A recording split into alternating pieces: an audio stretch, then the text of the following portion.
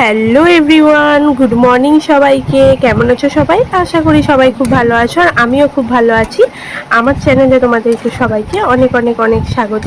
তো চলো আজকের ভিডিওটা এখন থেকেই শুরু করছি। আর আজকে কিন্তু কোনো ডেলি ব্লগ নয়, আজকে হচ্ছে রান্নার ভিডিও। তো দেখতেই পাচ্ছ এই রান্নাটা হচ্ছে আমার হাতের নয়, কিন্তু এটা আমার মামির হাতের স্পেশাল রান্না। তো এটাই আজকে তোমাদের সাথে শেয়ার করব। চলে এলাম, রান্নাটার নাম কিন্তু আমি নিজেও জানি না। তো যাই হোক, চলো। এদিকে দেখতে পাচ্ছ ছোট ছোট করে কচু কেটে নিয়েছি, আর বড়িটাও ভেজে নিয়েছি। আর তারপর এদিকে একটুখানি বেগুন ভেজে নেব। আর এদিকে মুগ ডালটা শুকনো খোলায় ভেজে রেখেছি, এটা ধুয়ে তারপর এটা দেব। তো আমি ভাবলাম চলো তোমাদের সাথেও একটুখানি শেয়ার করি, তাই এতটা লেট হলো শেয়ার করতে। আগে থেকে ডিসাইড করিনি যে শেয়ার করব। তো এদিকে এখন বেগুনটা ভেজে নিচ্ছি, আগে বড়িটা ভেজে নিয়েছিলাম, আর তার আগে এই ডালটা ভেজে রেখে দিয়েছিলাম। আর এখন দেখতেই পাচ্ছ ডালটা এখন ভালো করে এই ভাজা ডালটা ধুয়ে নিচ্ছি শুকনো খোলায় ভেজে নিয়ে। তো মুগ ডালটাকে ভালো করে ধুয়ে নিতে হবে, নিয়ে তারপর রেসিপিটা কিন্তু খুব খুব খুব টেস্টি হয়। আর এবারে আমি গিয়ে আমার বড় মামির কাছে এইটা খেয়েছিলাম, আমার এত ভালো লেগেছিল। তোমাদের দাদাভাই কচু খায় না, সেখানে ও কিন্তু খেয়েছিল।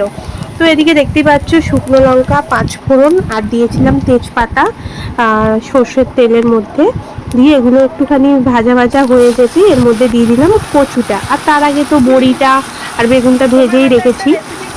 তো এখন কচুটা দিয়ে একটুখানি হালকা নাড়াচাড়া করে এর মধ্যে দিয়ে দিতে হবে নুন হলুদ পরিমাণ মতন। যে যেরকম সেটা তুমি পরিমাণ বুঝে দেবে। তো নুন হলুদ পরিমাণ মতন দিয়ে দিয়েছিলাম, দিয়ে আরেকটু কচুটা হালকা করে ভালো করে ভেজে নিতে হবে। কারণ কচুটা যেহেতু কি বলবো, মানে মানে একটা রসালো টাইপের ভাব হয়ে যায়, তো স্লিপি ব্যাপার হয়ে যায়। তো তার জন্য একটু হালকা কচুটাকে ভেজে নিতে হবে। তো তারপর নুন হলুদ সমস্ত কিছু দিয়ে দিলাম, দিয়ে এদিকে আবার ভালো করে এটাকে ভেজে নিচ্ছি। নিয়ে তারপর এর মধ্যে আমি দিয়ে দেবো মুগ ডালটা। মুগ ডালটাও দিয়ে হালকা ভাজতে হবে। মুগ ডালটা যদিও বা আমি আগে ভেজে রেখেছিলাম, ভেজে তারপর ধুয়েছি। তো তারপর এটা ভাজা হয়ে যেতে আমি এর মধ্যে এখন দিয়ে দিচ্ছি মুগ ডালগুলো। ধুয়ে রাখা মুগ ডালটা দিয়ে দিলাম, দিয়ে আর একটুখানি নাড়বো। নেড়ে এটাকে এখন তারপর জল ঢেলে আমি ঢাকা দিয়ে দেব। আর এদিকে এগুলো তো ভাজা রয়েছে, এগুলো কিন্তু নামানোর কিছুক্ষণ আগে দেব, দিয়ে একটুখানি ঢাকা দিয়ে রেখে তারপর নামাবো। তো এখন এদিকে জল ঢেলে দিয়েছিলাম, দিয়ে দেখতেই পাচ্ছ সেদ্ধ করতে দিয়েছিলাম।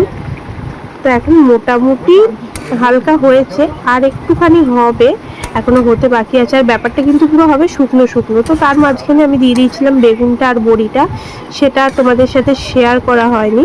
তো বেগুন বড়ি দিয়ে দিয়েছিলাম, দিয়ে আবার একটু জল দিতে হয়েছিল, কারণ বেগুনটা সেদ্ধ হলেও বড়িটা কিন্তু খুব একটা ভালো সেদ্ধ হয়েছিল না। তো তারপর এদিকে আমি সর্ষে আর কাঁচা লঙ্কা রেখেছিলাম, কাঁচা লঙ্কাটা চিড়ে দিয়েছিলাম আর সর্ষেটা বেটে রেখেছিলাম। তো এটা এখন নামানোর আগে এই যে যখন একটু শুকনো শুকনো ভাব এসে যাবে, আর এটা কিন্তু তখন অ্যাড করে দিতে হবে। আর এই যে একটু রসালো ভাবটা কিন্তু এটা কিন্তু নামানোর পর পুরো শুকনো হয়ে যায়, তো সেটা তোমরা দেখে নামাবে। আর সত্যি রেসিপিটা দারুণ টেস্টি হয়। আর একটুখানি নামানোর আগে চিনি অ্যাড করবে, আমি চিনি দিয়েছিলাম, সেটা তোমাদের সাথে শেয়ার করা হয়নি। তো আমার রেডি হয়ে গেল বেগুন বড়ি কচু দিয়ে মুগ ডাল। আর এটা পুরো মাখা মাখা হবে ব্যাপারটা, আর খেতে কিন্তু দারুণ টেস্টি হয়। যারা কিন্তু কোনোদিন কচু খাও না তাদেরও ভালো লাগবে। তো চলো